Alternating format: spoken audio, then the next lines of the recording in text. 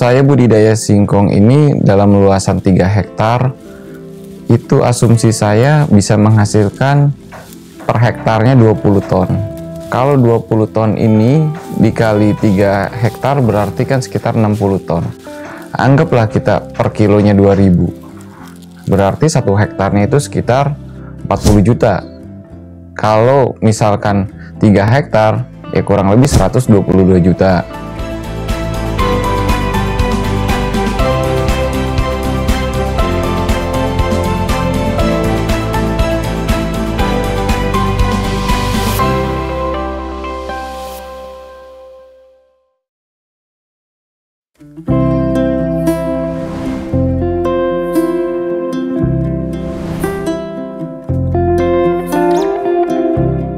Assalamualaikum warahmatullahi wabarakatuh. Perkenalkan, nama saya Jalut Rajang Perwira. Saya bertempat tinggal di Tangerang. Latar belakang pendidikan saya S1 Teknik Sipil UPH dan S2 saya Teknik Kelautan ITB. Saat ini saya sedang sibuk untuk mengelola kurang lebih 3 hektar lahan singkong yang berada di Parung Panjang, Kabupaten Bogor. Awal mula saya budidaya singkong sebenarnya mempunyai latar belakang. Saya memiliki lahan yang cuman hanya diisi oleh semak belukar dan tanaman sengon. Tanaman sengon ini setelah dipanen, akarnya kan menjalar kemana-mana. Jadi agak sulit kalau untuk dibajak.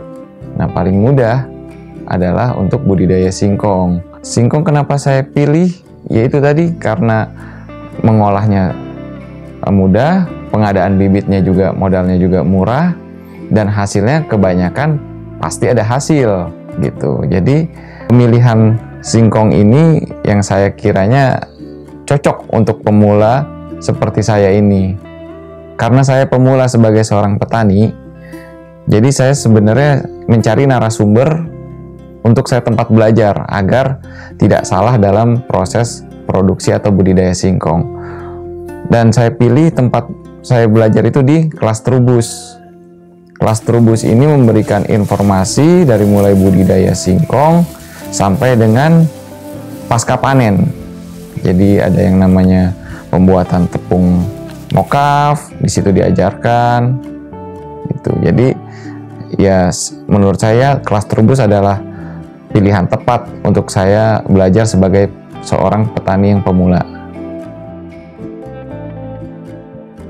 Varietas singkong yang saya tanam itu ada beberapa macam seperti iding, singkong manggu, singkong IR, dan beberapa varietas singkong lokal daerah sini, khususnya daerah Parung Panjang Bogor.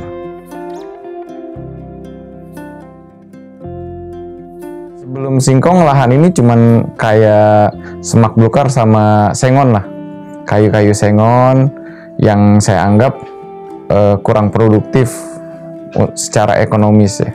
Kalau saya budidaya singkong ini dalam luasan 3 hektar, itu asumsi saya bisa menghasilkan per hektarnya 20 ton.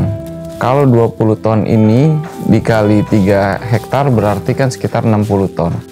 Anggaplah kita per kilonya 2000. Berarti 1 hektarnya itu sekitar 40 juta.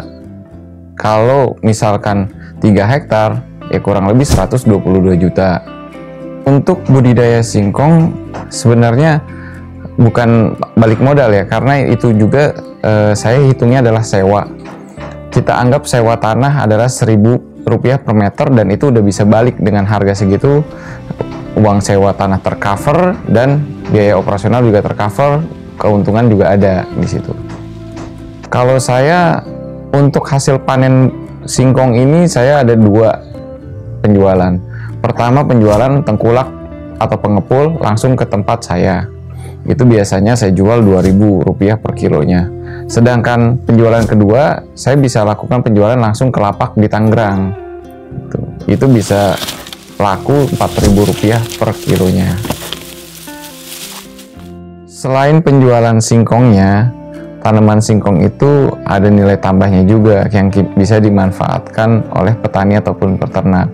Contohnya misalkan daunnya untuk makanan sejenis ruminansia, baik itu domba, kambing, maupun sapi. Batangnya pasti jadi bibit, selain jadi bibit juga bisa jadi biomas, jadi bisa jadi bahan bakar. Sedangkan pongkolnya pun untuk pakan ternak. Jadi dalam satu pohon singkong itu nggak ada yang terbuang.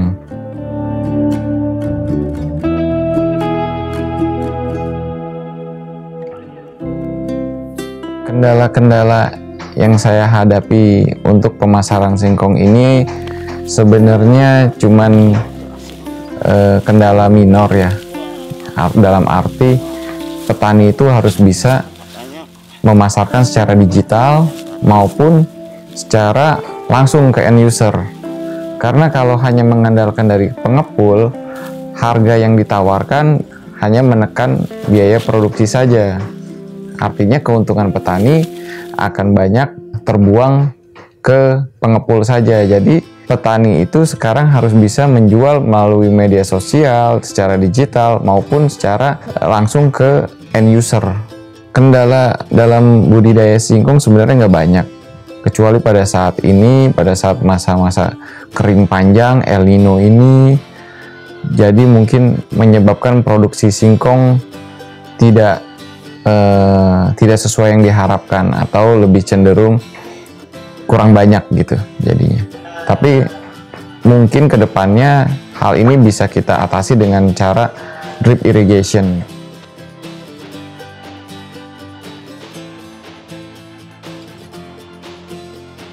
Stok banyak untuk menghadapi stok berlimpah, kita kan harus berinovasi untuk kayak pengawetannya. Singkong itu misalkan jadi berupa kering, dry cassava kalau bahasa dagangnya, atau mungkin gaplek gitu kan, gaplek sehingga lebih awet dan bisa menekan adanya pasokan yang terlalu berlimpah. Nanti pasokannya itu, gaplek itu bisa untuk cadangan makanan manusia ataupun ternak kan. Iya, jadi singkong ini selain dikeringkan, ada inovasi yang terbaru itu adalah mokaf, dan memang itu yang akan saya lakukan, menjadikan singkong ini sebuah tepung yang gluten free, organik, sehingga sehat untuk para konsumennya itu. Dalam budidaya singkong ini semuanya yang saya lakukan itu organik ya, dari mulai pupuknya, terusnya pestisida. Umumnya singkong nggak perlu pestisida, tapi penggunaan bibitnya pun kan lebih ke arah stek alami semuanya. Jadi pupuknya itu semuanya organik ya, hasilnya harusnya ini produknya produk organik ya.